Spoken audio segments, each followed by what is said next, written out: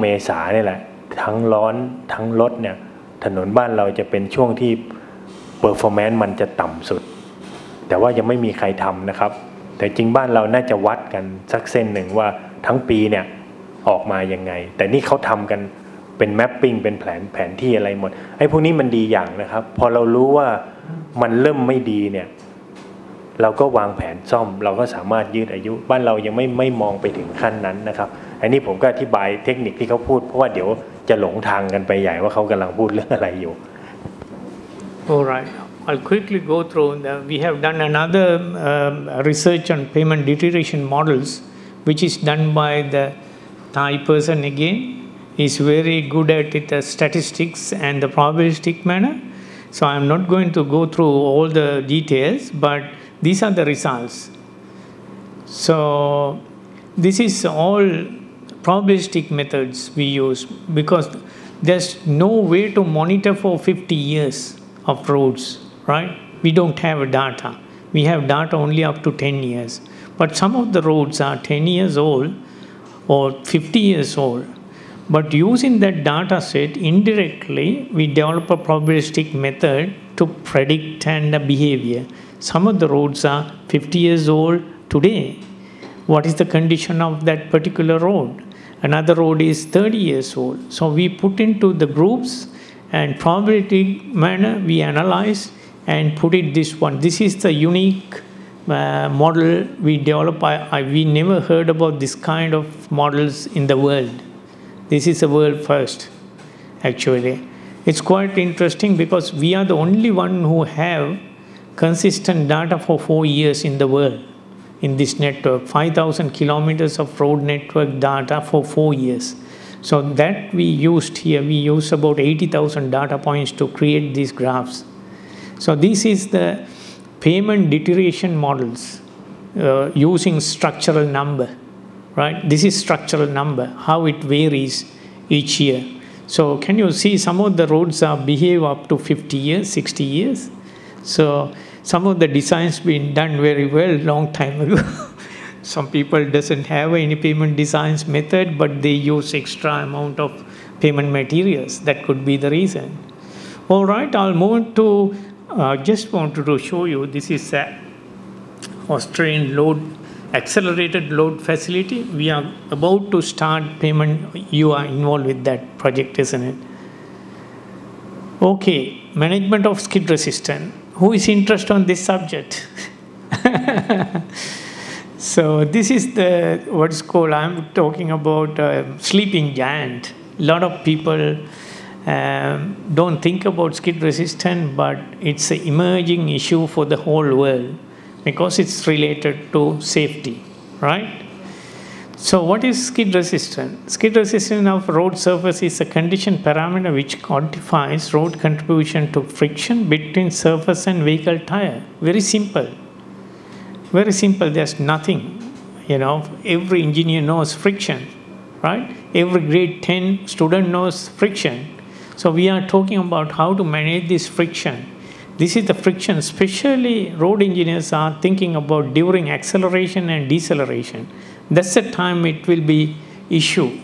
Otherwise, a straight section, constant speed, there's no problem. If you accelerate or if you brake it or if you are taking corners, then the skid resistance is important to manage the vehicle. So what's happening? These are some of the crashes on the networks. We have some evidence that skid resistance is a contribution factor for crashes. These crashes in Australia and like a head-on collision and behind the collisions, it's mainly about skid resistance problem. If it's a single vehicle crash, mostly affected by the skid resistance. So there are reasons, there are evidence now in the world, skid resistance give a huge problem for crashes.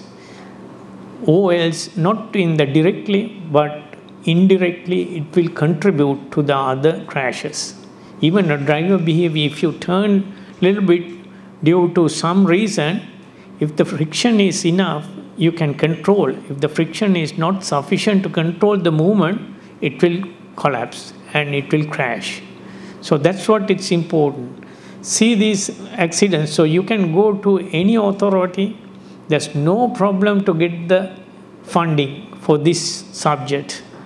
Maintenance, no, don't care. But safety is number one priority. So there are some other photographs. So all these are, we think it's due to wet weather. These are wet weather crashes. Mostly it's happening in the wet weather situation. Background, I just wanted to highlight, crash trauma cost Australia approximately 18 billion annually. 18 billion crash related. Because each crash would cost somewhere around $1 million. $1 million. Some of the crash cost, if you're really costing because of the management of the crash, everything. Road crashes cost in the Queensland community around 3.6 billion. For our state alone, 3.6 billion. So we want to cut down this one. So people are interested. And worldwide, it's 800 billion. So this is a big subject to talk about. Safety is huge, but we are talking very small area in the safety. Why manage skid resistant? Again, as I mentioned, studies of traffic crash histories have consistently found that the disappropriate number of crashes occur where the road surface has low level of surface friction. So these are the evidence we have. This is well documented. So we have to give attention to skid resistance. So what we did in Queensland, I gave a document. I think you could ask from your, who is the guy, I hand over the document. You can tell that, So in that guidelines, the management plan, we have a certain direction. Because this is a new subject, we don't know how to manage. We have been doing this one very well with using the engineering knowledge, but not beyond that one. So now there's a time has come. People understand about the skid resistant related crashes. So we have to do it. So we develop guidelines, standards, processes.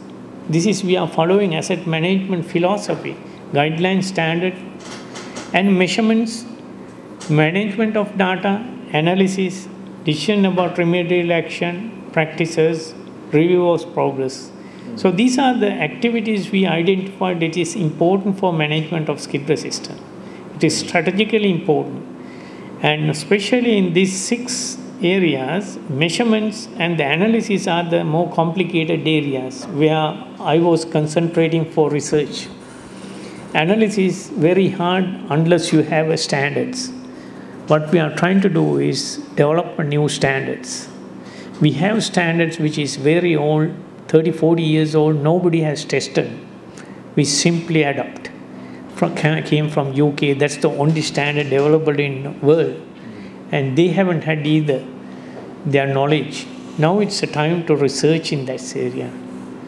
So this is the document I was talking. This is one of the unique documents. This is, I am the one who wrote this document. It's a 52. This is an open source. Sorry? This is an open source document, right? This is, you can get it from internet. If you put this heading, you could find this document.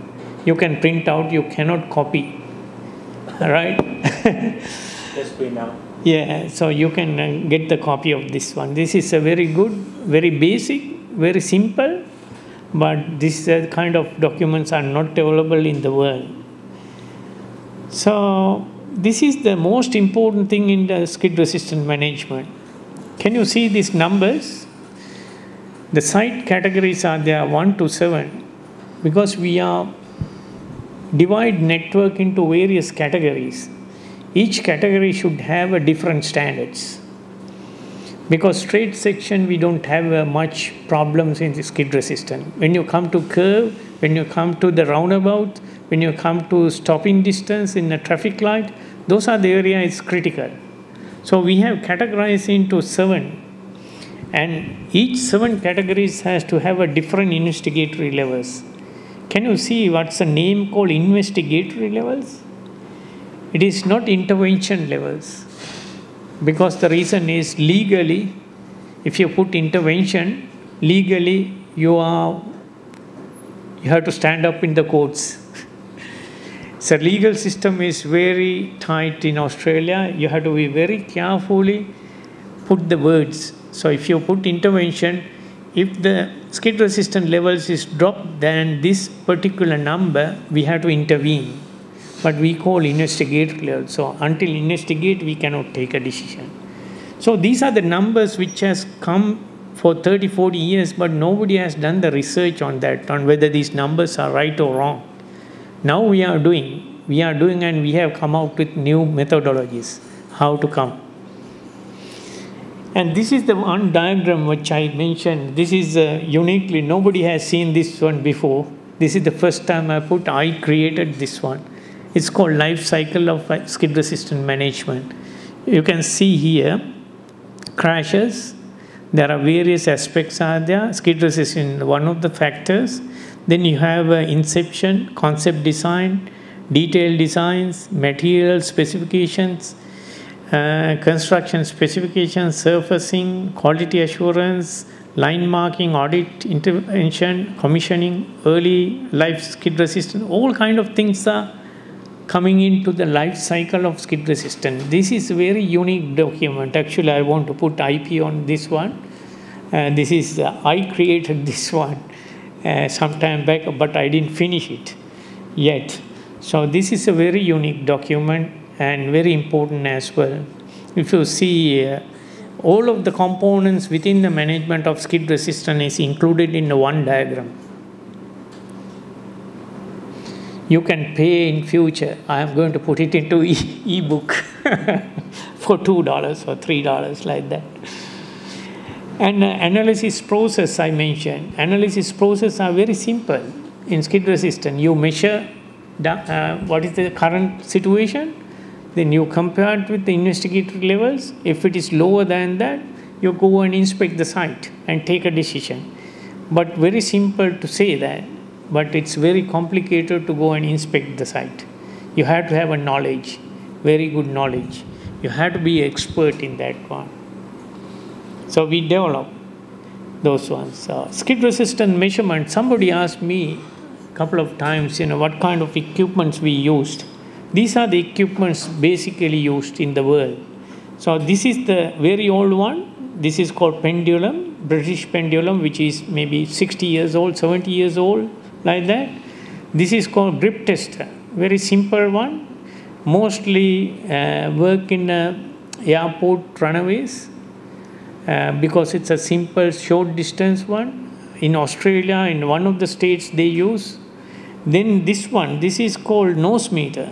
This is a Norwegian product.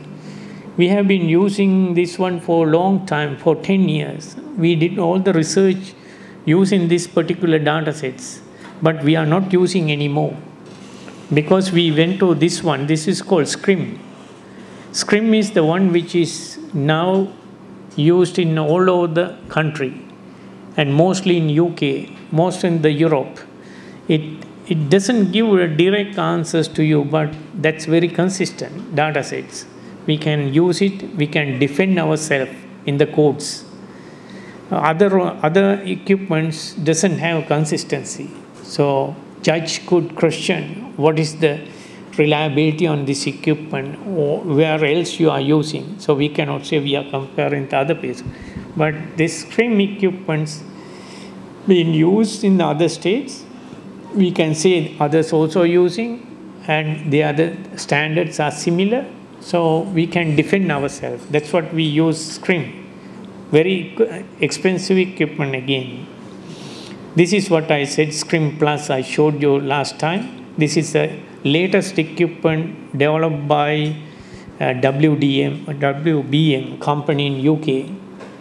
This is normally SCRIM operates 20 km per hour, but this one goes 80 km per hour.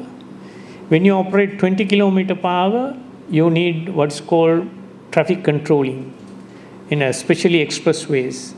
You can't go slow, you have to operate. But this one goes 80 km per hour. and also it collects roughness, rutting, texture and things like that. But it's not well advanced, well accepted so far. I have done trials. I had opportunity a couple of years ago. It's reasonably good. Still, I can't recommend to buy. So we made the recommendation to my organization, but I was favored with this one, but my management is not favoring. So it was a bit of a issue at that time. Managing data and skid resistance, it is very important because this data, normal road data is nobody concerned. If it is roughness, public is not interested. But skid resistant crashes, if there's a crash happen, people will come and ask, can you give me a scrim results in your road network? I want to go to courts because it's your failure to manage the road network.